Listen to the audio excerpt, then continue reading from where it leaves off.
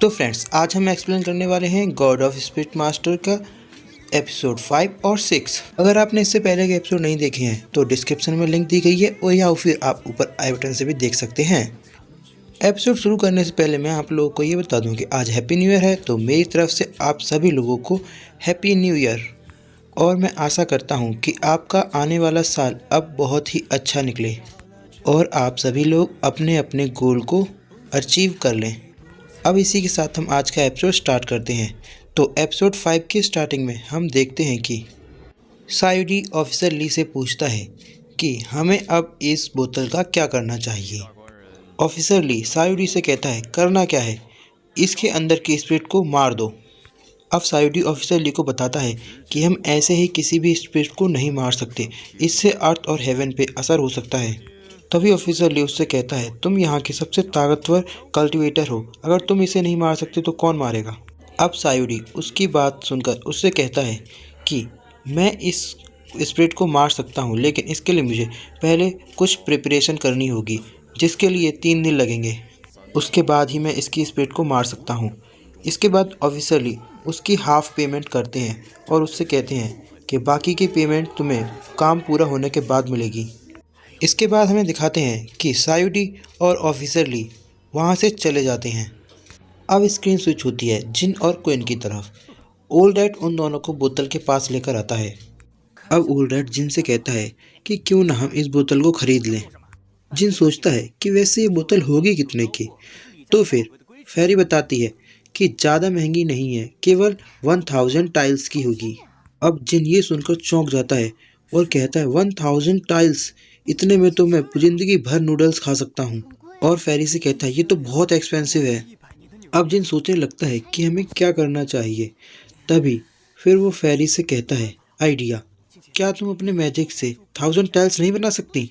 फेरी कहती है ये इम्पॉसिबल है। अब वो ऊपर देखते हुए ये कहते हैं, हम इन मिरर्स को नहीं हरा सकते। फिर जिन कुछ सोचता है, तभी फेरी जिन से कहती है कि तुम पार्ट टाइम जॉब क्यों नहीं करते। इसके बाद जिन ओल्ड रैट से कहता है कि चलो यहाँ से, हम बाद में आएंगे। अब स्क्रीन स्विच होती है और नेक्स्ट सीन में हमें दिखाते हैं कि जिन बहुत सारे चाकू अपने ऊपर लटका के वहाँ से जा रहा होता है। सभी लोग उसे देख के हंसते हैं और उससे पागल बोलते हैं। तभी एक बच्ची जिनको कहती है ये कितना कूल लग रहा है। तभी उसके पास खड़ा उसका फादर उस पर चिल्लाते हुए ये कहता है कि तुम्हें ये किस एंगल से कूल लग रहा है, क्या तुम्हारा दिमाग खराब हो गया है। फिर स्क्रीन रात में स्विच होती है और हमें जिन के घर में दिखाया जाता है कि जिन सोच रहा होता है कि वो पैसे किस तरीके से कमा सकता है। वो कहता है कि मैं 3 साल से इस सिटी में हूँ और मैंने देखा है कि यहाँ के लोगों को वेपन्स बहुत पसंद हैं।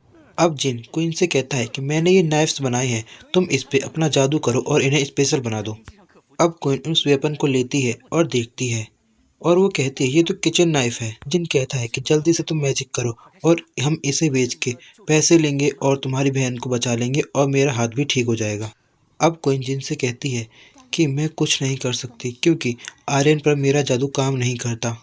अब जिन ये बात सुन के बहुत निराश होता है। वहीं ओल्ड रैट जिन से कहता है कि तुम कोई और आइडिया सोचो।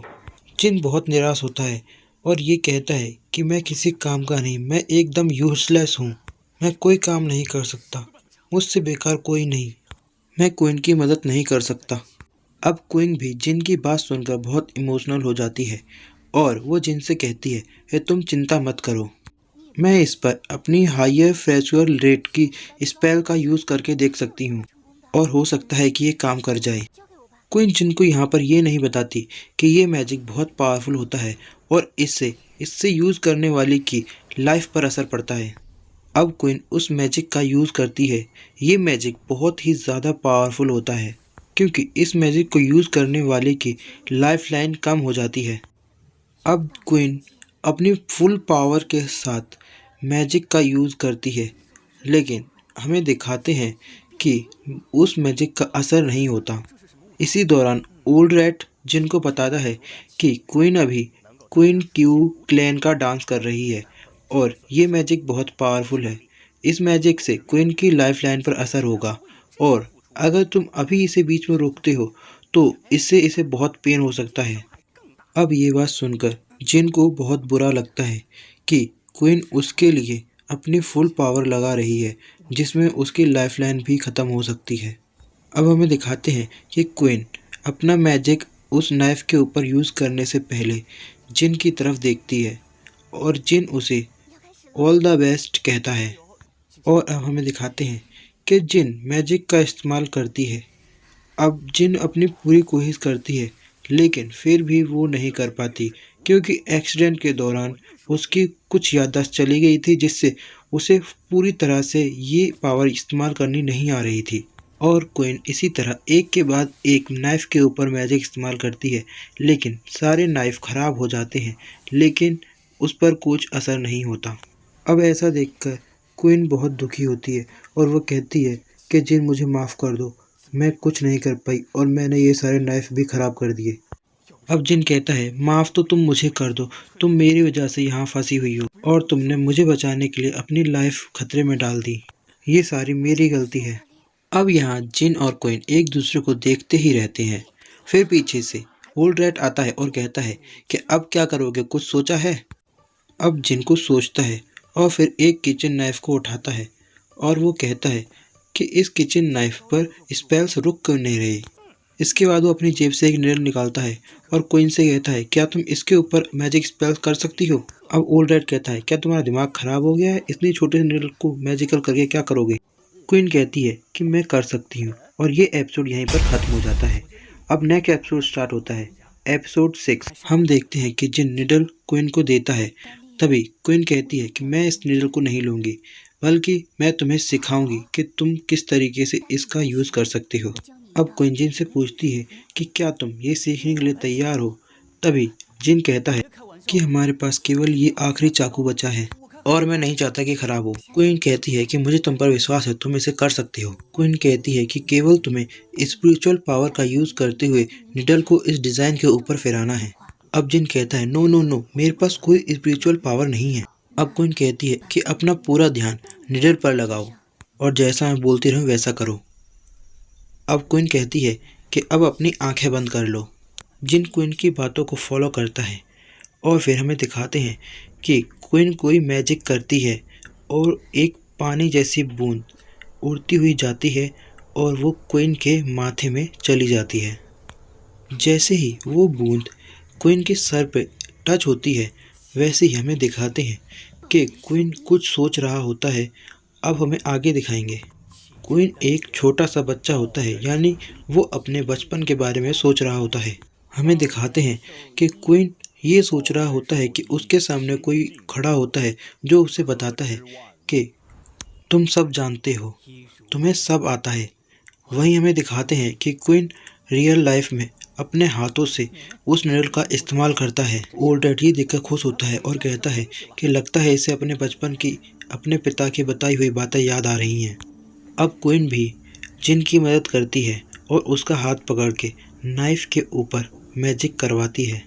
अब हमें दिखाते हैं कि क्वीन उसकी मदद करके नाइफ के ऊपर वही मैजिकल सिंबल बना देती है जो कि इन्हें बनाना था और ये मैजिक सक्सेसफुल काम करता है।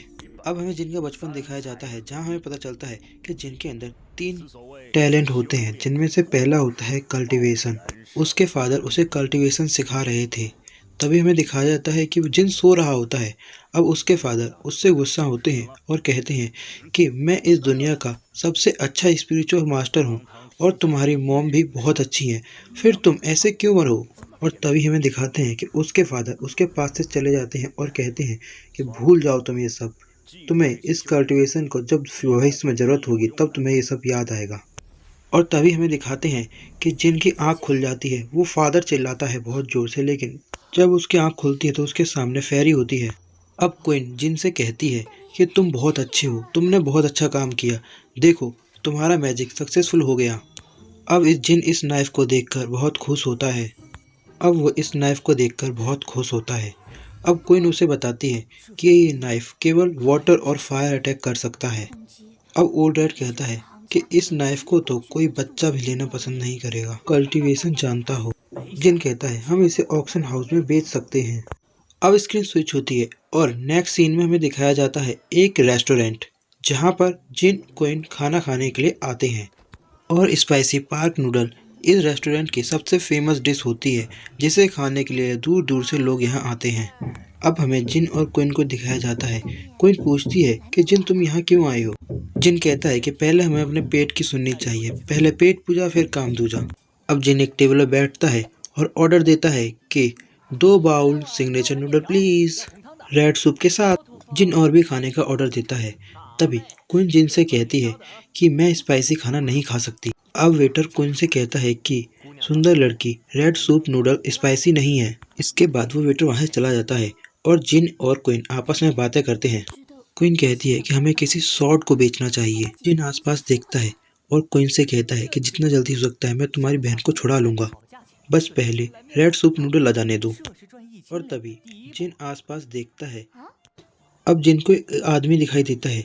जिन उसे देख के उसके पास जाता है और उससे कहता है, बॉस क्या तुम बिजी हो? मैं काफ़ी देर से आपको देख रहा था।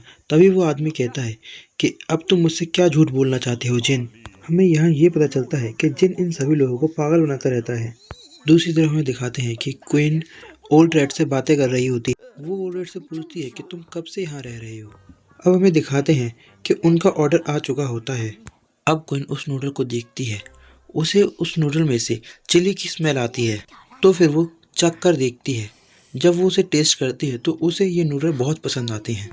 ओल्ड रेड तो पूरा नूडल के बाउल में डूब ही जाता है। अब क्वीन इसे देख के हंसती है और अब हमारी स्क्रीन स्विच होती है। अब हमें जिन दिखाया जाता है जो कि उसी आदमी से कहता है कि क्या आप मुझे ऑक्शन हाउस में जाने का रास्ता बता सकते हैं। और अब वो उस आदमी को मस्का लगाने लगता है। ये सीन देखने में बहुत ही फनी होता है। इसे मैं आपको फास्ट फॉरवर्ड करके दिखाता हूँ। 您找服了大力3年，大力一直把您当亲哥哥看的。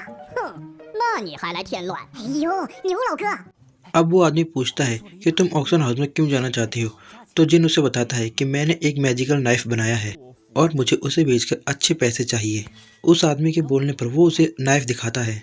अब वो आदमी उसे देख के हंसता है और कहता है, क्या तुम एक ही पीस ले जाके ऑक्शन हाउस में बेचना चाहती हो? तो वो जिन कहता है कि मैं इसके ऐसे 100 पीसेस बना सकता हूँ। तो वो आदमी उससे कहता है कि पहले तुम इसके 100 पीसेस बना कर लाओ, फिर मुझे बताना। ये एपिसोड यहीं पे एंड हो जाता है। Thanks for watching. अगर आपने अभी तक हमारे चैनल को सब्सक्राइब नहीं किया तो अभी सब्सक्राइब करें।